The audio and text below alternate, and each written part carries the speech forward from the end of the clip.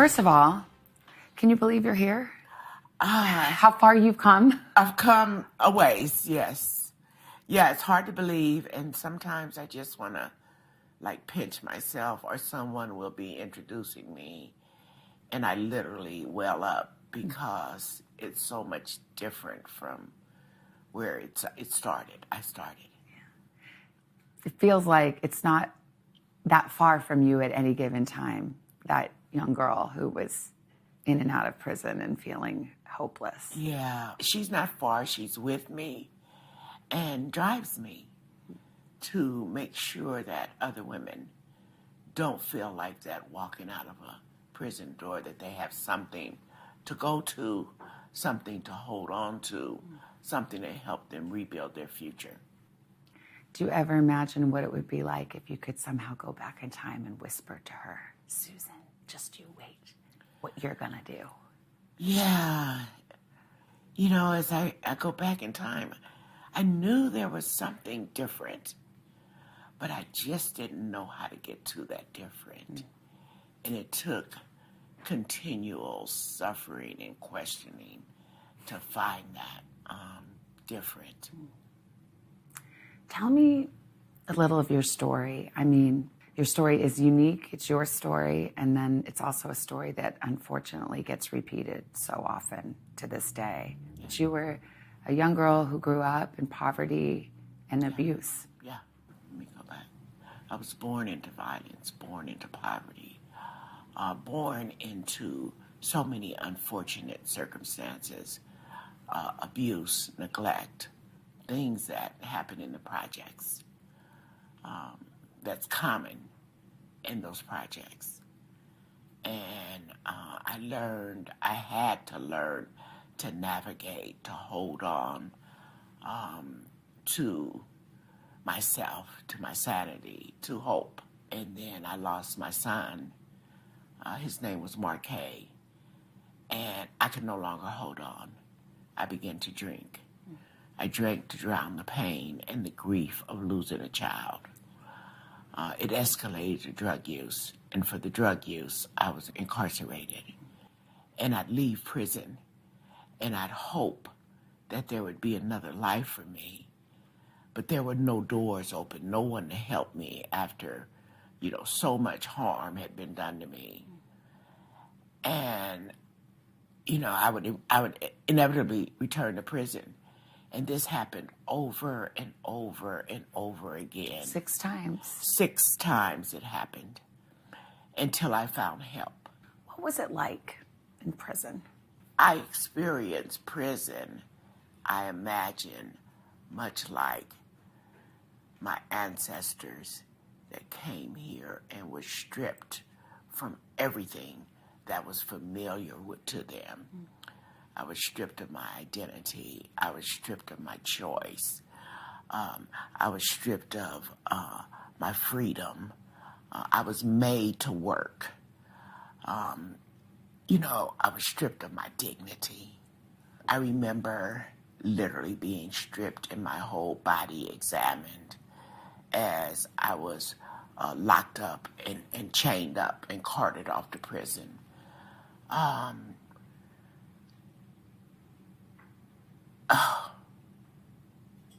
It's such a painful experience to be punished for grief. Such a painful experience. When you would leave prison, I'm sure you were thinking, I never want to come back to this place. And then what would happen? Savannah, the last time I left prison, the guard said to me, Burton, you'll be back. I'm keeping this bed for you. And I said, no, I won't be back. I'm going to go. I'm going to get a job. I'm going to get my life together. I'm not coming back here. And he said, the only place you'll ever work is in a prison. And while I rejected on the surface what he said, my response was, oh no, I'm not coming back. The reality is that I was not prepared to change the trajectory of my life. The reality is that what he said is what our nation has created, this turnstile of incarceration for people, because there's an overinvestment in incarceration and punishment and an underinvestment in resources, reentry supports, especially for women. You were able to get help for your addiction that set you out on this path toward healing.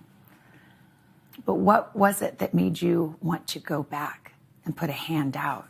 You didn't do it years and years later when you had it all made. No. You did it while you were still fighting. Yes. You said, let me go back and bring some friends, bring some others with me. Yeah. When I realized that there was a solution, and people in other communities got an opportunity for that solution. See, where I got sober in Santa Monica, people weren't incarcerated for substance use. They went to treatment. They got a court card. They got a diversion program. And I thought, why isn't this happening in my community where it's so needed? And I left the recovery home, and I got a job, and I saved my money, and I bought a little house, and then I'd go down to the bus station. I wanted to stop the unnecessary pain and suffering of women who were being released from incarceration. I wanted to help bring families and safety back to our community. I wanted to instill hope that I had been robbed of so many times. I wanted to give it back.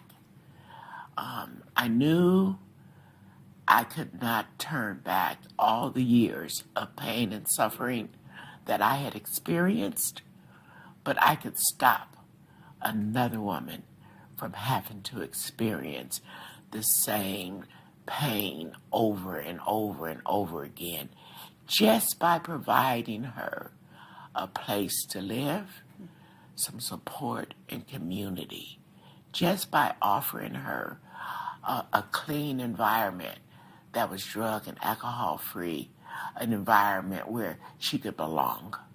When people come now to one of your houses or one within the network, what is the arrangement? How does it work? So when people come to a new way of life, when a woman comes to a new way of life, we welcome her. We ask her how we can help her.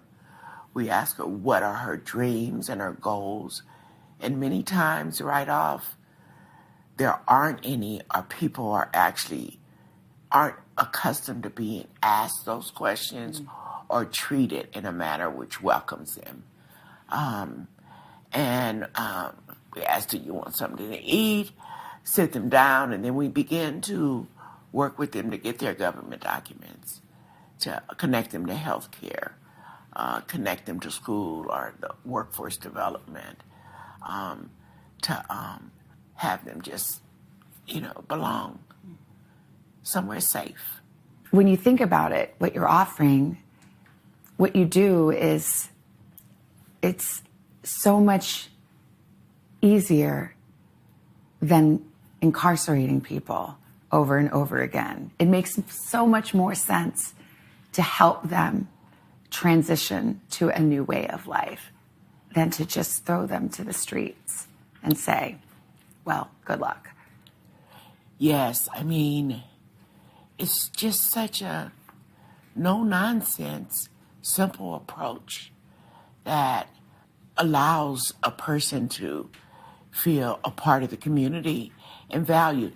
These are single-family homes where people women can come and live and create community, a place to belong, a place to come back to have dinner after they've been out to work or to school. It's allowing people to know they matter and they count. And it's not It's not as costly as it is to incarcerate and punish. When you walk out of a prison, you're hurt, you're harmed, you're not ready to engage and be a taxpayer. You're dependent. So the outcome is so different. Well, paint a picture because if you're walking out of prison, you likely don't have a dress, which means you can't probably get a job. Yeah. There are many, many jobs that won't hire somebody who has a prison record or a criminal record. Maybe you don't know how to even get your government documents, your ID, a driver's license. Yeah. How does it feed on itself? I mean, you walk out of a prison gate, you have no ID. You have no social security card. You have no address. In order to get an ID, you need a birth certificate. In order to get a social security card, you need an ID. So getting those things without stability, without an address, is next to impossible. And I used to be so down on myself, like, why can't you make it? Why can't you get it together? What's wrong with you? What I discovered, there's nothing wrong with me. There's not anything wrong with us. It's something wrong with a world that puts people in prison, sends them back unprepared, and then beats them over the head with no, you can't have a job. No, you can't get housing. No, you can't get an ID. Yes, you have to have a birth certificate. I mean, the obstacles that are piled up against a person is excruciatingly impossible to get, and it's painful to experience. So we're going to take you to get an ID. We're going to take you to get a birth certificate. We're going to educate employers about the value you bring. People coming home from prison they're hungry to work. They want to prove themselves. They want to be a part of society. So we're going to be a good employee.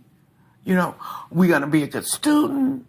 I mean, we're going to show up in our full selves, with our best selves, given the opportunity to be a part of. So if you want a good employee, give a formerly incarcerated person a chance. Susan, do you remember the moment that you realized it's not just me, what happened to me, it's a whole system? Yeah. It's bigger than one person. Yeah. In the first house, my house that I got, I was working and supporting the women. We had created community. It was like 11 of us living in that little house. And we were happy. We were laughing together. We were crying together. We were going to meetings together. We were cooking together, recovering together. And there was one woman who had did everything that she could possibly do to get her child back. And the thing that she couldn't do was to find a house or an apartment that she could afford to be reunited with her child. And she lost her child.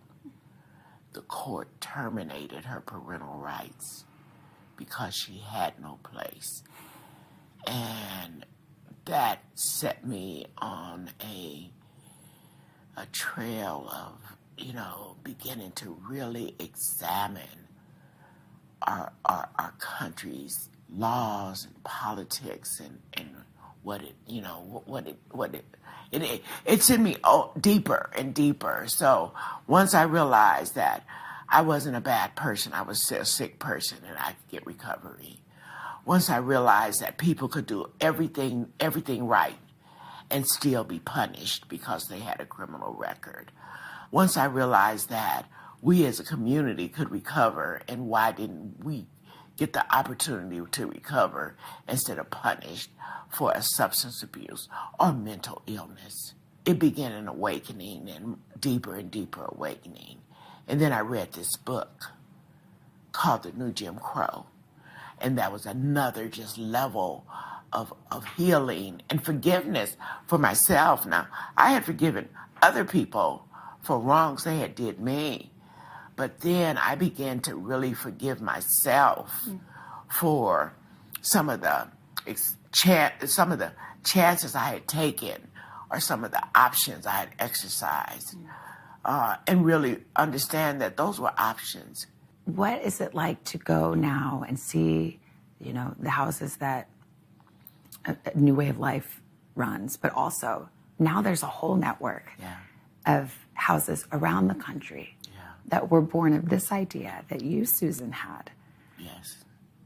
What is it like to see this flourish? For me to see all of the changes that have sprouted out all around the nation, all around the world, because I cared enough and I loved enough to make a different type of investment.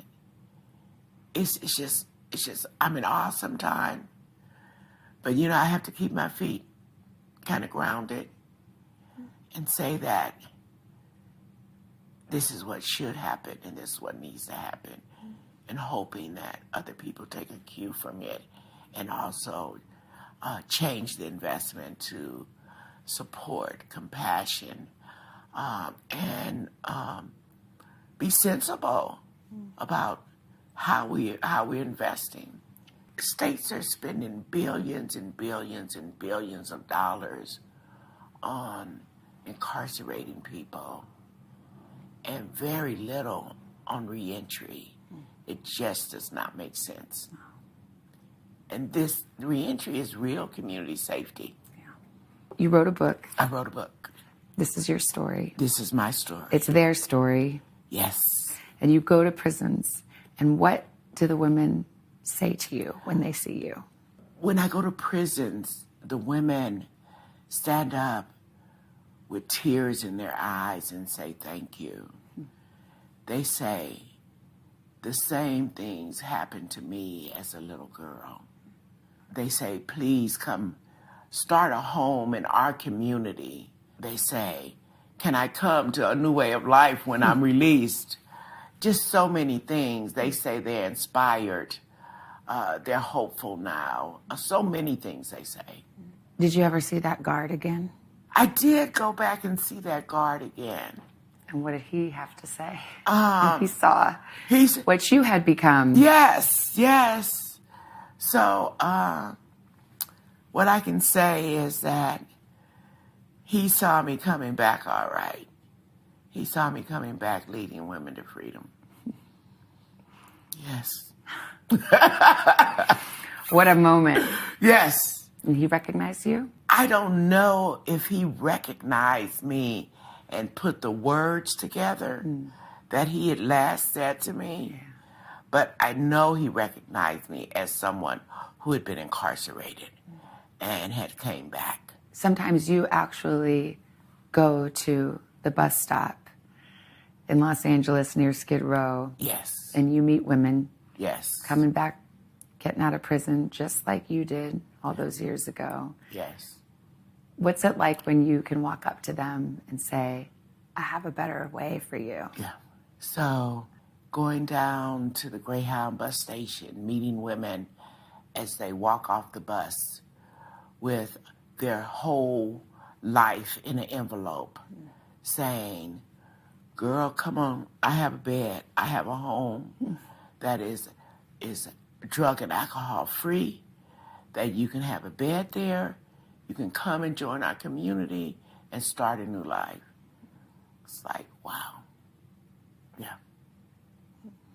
What is it about you that you did go back? And lots of people might have just said, I'll just take care of myself. I'm going to go on. I probably could have, stayed in Santa Monica and walked along the beach and had a nice little life.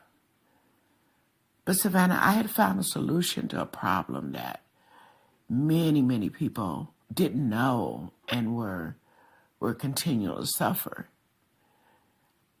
I felt like I had a responsibility to share that solution and solve some problems, some deep problems in our community, to repair some of the harms of mass incarceration, repair the harms of the war on drugs, repair the harms of disinvestment in communities that like South LA and like right here in Westchester. I feel so happy and fulfilled with what I've done with my life once I got sober. I feel so much meaning and purpose that it's just not about me. It's about what I can do in the world to make the world a better place. So let's not just, walk away. We're here and we live for a purpose. Let's invest in more than ourselves. I feel so fulfilled. And, I think that my Creator says, Ms. Burton, job well done. Susan, job well done, Yes. My good and faithful servant. Well done. My good and faithful servant, well done. You inspire so many people. What inspires you? I'm inspired by the impact that my life can have. I'm inspired by the children. One of our residents, who is now an employee, daughter got into Stanford. And she wrote a paper about her mother and me. And the paper got an A. And I'm inspired to see what she's going to do in the world. But I saw she really got it. And she said in that paper, if her mother hadn't gotten to a new way of life, that she probably wouldn't have made it to school. You have many daughters and sons in your legacy, don't you? I do. I have a whole village. Daughters, nieces, nephews, children, so many, yes. Susan, you showed the way. Yeah.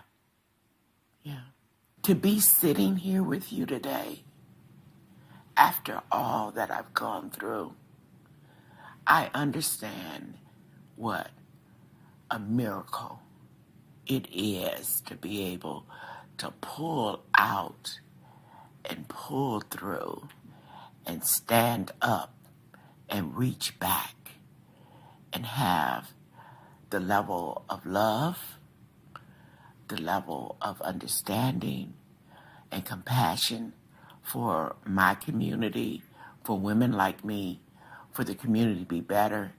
I mean, somewhere along the line, people don't recover like I recovered.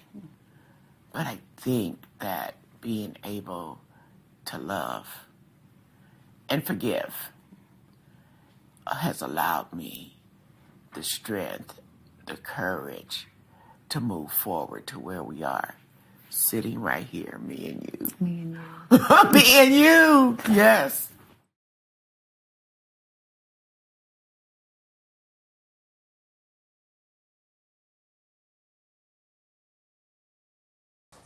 Hey, thanks for watching. Don't miss the Today Show every weekday at 11 a.m. Eastern, 8 Pacific on our streaming channel, Today All Day. To watch, head to today.com/allday or click the link right here.